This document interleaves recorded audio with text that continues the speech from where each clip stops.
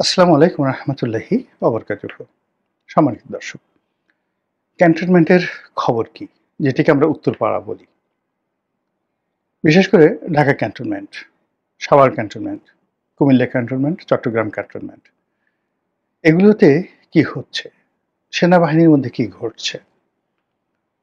এবং সেনাবাহিনীর মধ্যে আ যে বিরোধ, সেটি নিয়ে দেশের বাইরে থেকে ইউটিউবাররা, ফেসবুকাররা বা সামাজিক মাধ্যমে যাদের গত ১ বছর ধরে যথেষ্ট প্রভাব রয়েছে এবং এই সামাজিক মাধ্যম ব্যবহার করে অনেকে রীতিমতো কোনো একটি রাষ্ট্রের স্রষ্টা, কোনো একটি দেশের প্রধানমন্ত্রী কিংবা কিং মেকার হিসেবে ইতিমধ্যে যারা নিজেদেরকে মনে করেন এবং তাদের যারা লক্ষ, লক্ষ ভক্ত অনুরাগী রয়েছেন, তারাও তাদেরকে ঠিক ওইভাবেই মনে করেন যে তারা অসাধ্য সাধন করতে পারেন। তো এই মানুষগুলো, বেশ কয়েকজন মানুষ, আপনারা সবাই তাদের নাম জানেন।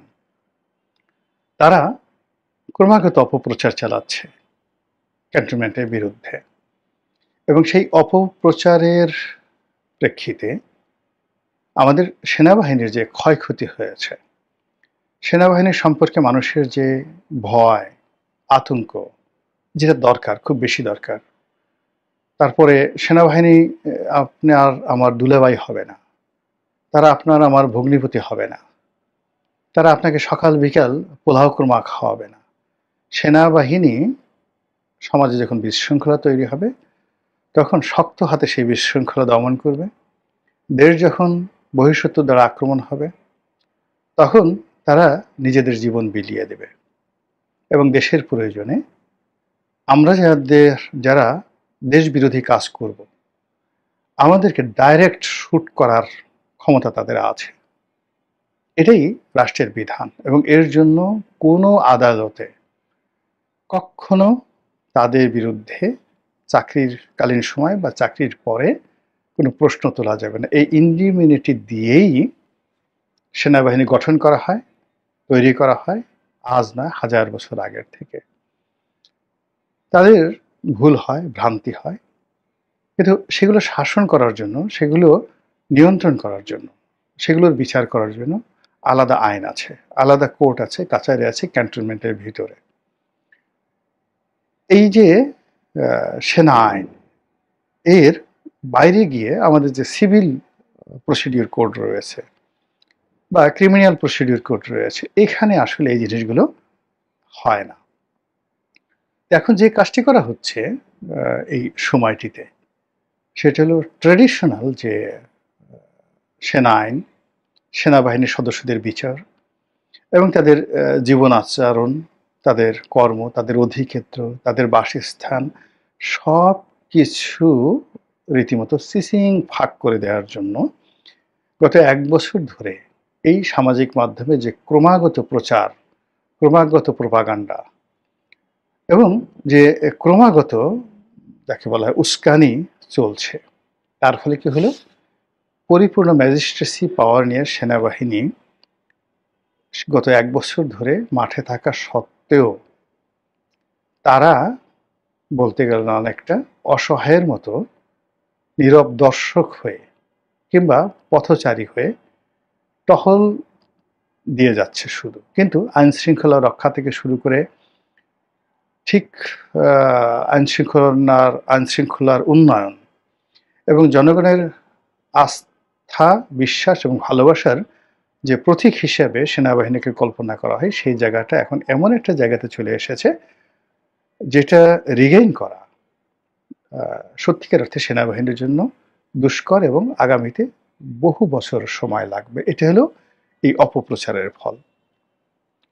২ নম্বর হলো যে সেনাবাহিনীর পক্ষে আমাদের এই সামাজিক মাধ্যমে বলতে গেলে যে অপপ্রচার হচ্ছে, তার কাউন্টার প্রচার করার কোনো লোক নেই, কেউ নেই। বিভিন্ন কারণে নেই। প্রথমত যদি এটা করা হয়, বলা হবে যে সে ডিজিএফআই এর এজেন্ট, দালাল, সেনাবাহিনীর দালাল। ঘরের খেয়ে কেন বনের মোষ তাড়াতে যাবে? ১। ২ নম্বর হলো যে সেনাবাহিনীর যে গোয়েন্দা সংস্থাগুলো আছে, তারা সাধারণত এই ধরনের কাজে অভ্যস্ত নয়। আমাদের সমাজে যারা সত্যিকার অর্থে ইনফ্লুয়েন্সিয়াল সাংবাদিক, বুদ্ধিজীবী যাদের কথা শুনে মানুষ বিশ্বাস করে, তারা কখনোই এ ধরনের সেনা গোয়েন্দা বা সেনাবাহিনীর এদের সাথে কখনো সংযোগই রক্ষা করে না। সেনাবাহিনী কখনো এদের কাছে আসতে সাহসই পায় না। যেমন ধরুন একজন সিরাজুল ইসলাম চৌধুরী, কিংবা ধরুন যেকোনো একজন বাংলাদেশের সম্মানিত ব্যক্তি ছিলেন, যেমন বদরুদ্দীন ওমর মারা গেলেন। তো এদের সঙ্গে বদরুদ্দীন ওমরের কাছে গিয়ে সেনাবাহিনীর ডিজিএফআই ডিজি দেখা করবেন, কথা বলবেন, এটা কেয়ামত হয়ে যাবে, এটা সম্ভব না। কিংবা ধরেন নুরুল কবির সাহেব আছেন। এখন নুরুল কবির সাহেব যদি একটা কথা বলেন, তিনি প্রথমত তিনি ওই অপপ্রচারকারী তাদের বিরুদ্ধে তিনি কোনো কথা বলবেন না। এটা তিনি সেই লেভেলের না। তার কি দরকার? তো তার দরকার নেই। কিংবা নুরুল কবির সাহেবের মতো মানুষ, তিনি কেন সেই পিনাকি, ইলিয়াস এদের কাউন্টার কথা বলতে যাবেন? সে বলল যে ওরা যদি আমাকে গালিগালি করতে মেরেও ফেলে, তবু আমি আসলে তাদের পর্যায়ে বলতে পারব না। এটাতে প্রথমত তিনি এই লেভেলের না। দ্বিতীয়ত সেনাবাহিনী, রাষ্ট্র বা কোনো পক্ষের দালালি করার মতো যে ব্যক্তিত্ব লাগে, বা কারো পক্ষে একেবারে যতটুকু সত্য তুলে দরকার অতটুকু তো তারা করছেন, আমরাও করছি। তো আমি জাস্ট উনাকে একটা উদাহরণ দিলাম যে উনার মতো অন্যান্য যারা আছেন, আ তারা কখনোই এরকম সেনাবাহিনীর পক্ষে গিয়ে একেবারে ওয়াকারের পক্ষে কথা বলবেন, সেনাবাহিনীর পক্ষে কথা বলবেন, ডিজিএফআই এর পক্ষে কথা বলবেন, এটা আসলে হয় না। সেনাবাহিনীর অবলম্বন বলতে তাদের একটা আইএসপিআর আছে, এবং সেই আইএসপিআর এ যারা কর্মকর্তা আছেন, তারা যদি এমনি আসলে তাদের যে ড্রাফটগুলো হয়, সেই ড্রাফটগুলো ভালো মানের না, সুখপাঠ্য না। তারা যা বলেন ওটা মনোযোগ সহকারে পড়া যায় না। বাংলাদেশে যাদের ধরেন কলমের হাত আছে, তারা যদি আইএসপিআর যদি মনে করেন যে গোপনে হুমায়ূন আহমেদের মতো বা ইমদাদুল হক মিলনের মতো যারা খুব চমৎকার ভাষায় লেখেন, গল্পের মতো করে লেখেন, তাদের নিকট থেকে মানে তারা যা বলতে চান এই বিষয়গুলো লিখিত আকারে যদি আনা হতো,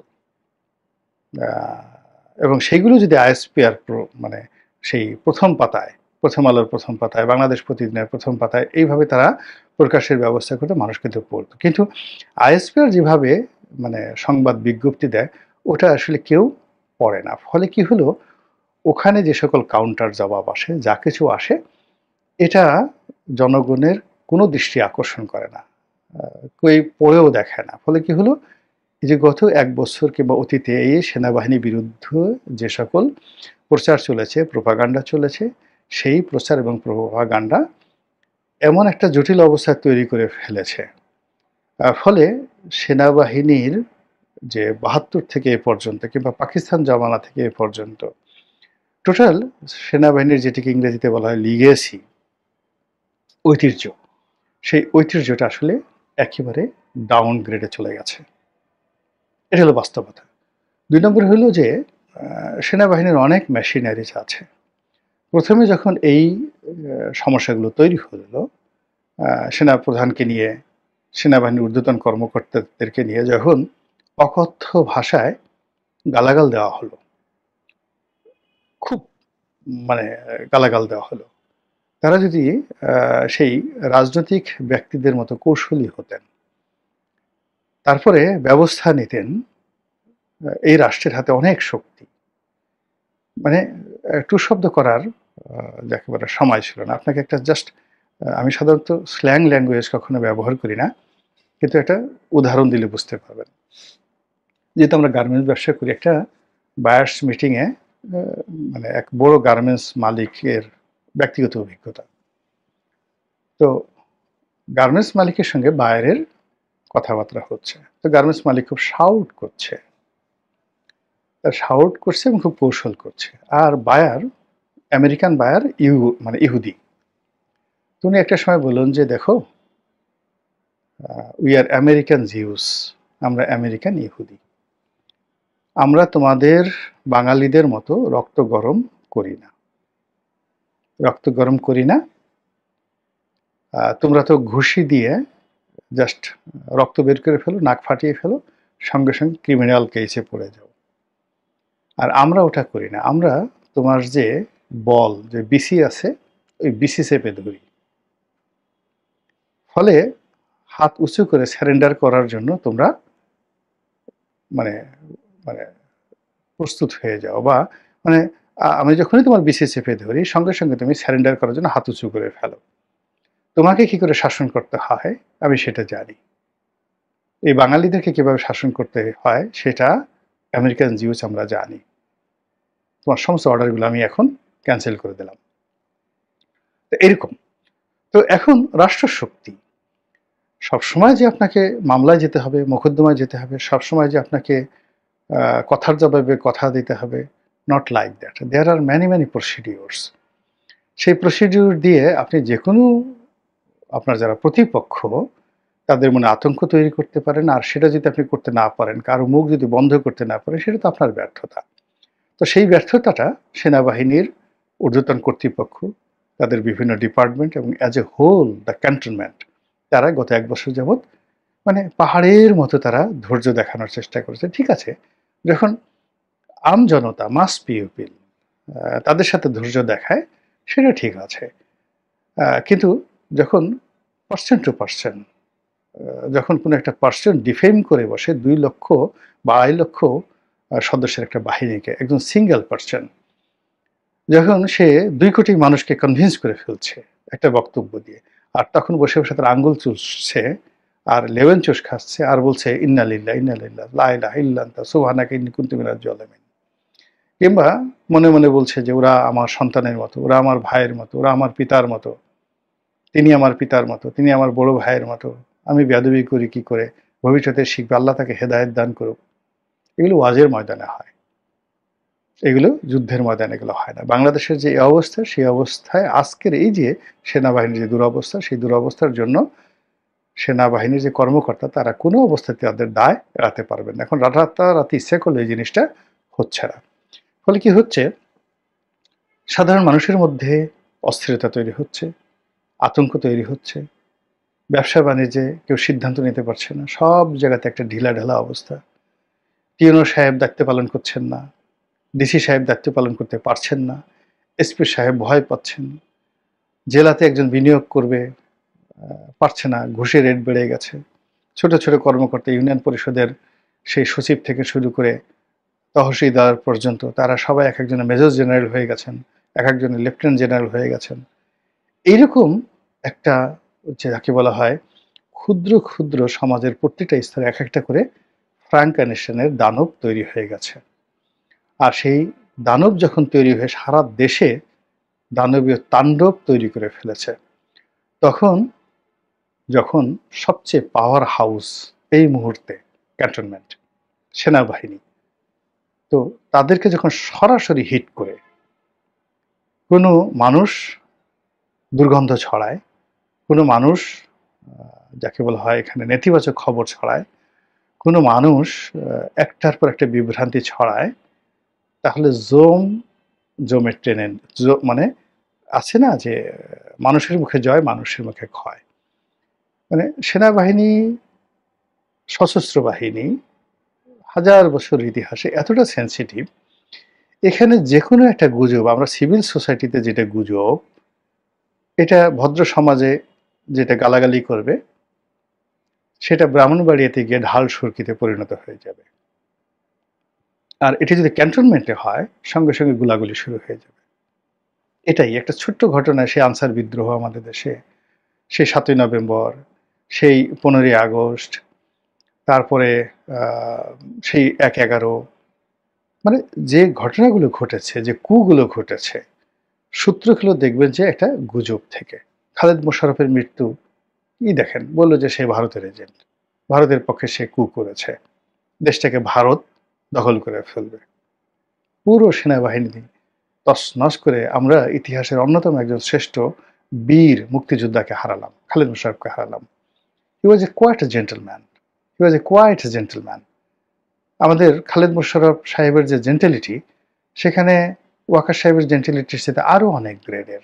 ওয়াকার সাহেবের সামরিক যে যাকে বলা হয় তার যে লিগেছি, তার যে আউটপুট, তার চেয়ে খালেদ মোশাররফের, কর্নেল তাহেরের আউটপুট অনেক অনেক বেশি, অনেক অনেক বেশি। জেনারেল আবুল মঞ্জুরের আউটপুট অনেক অনেক বেশি। জেনারেল জিয়াউর রহমানের আউটপুট অতুলনীয়।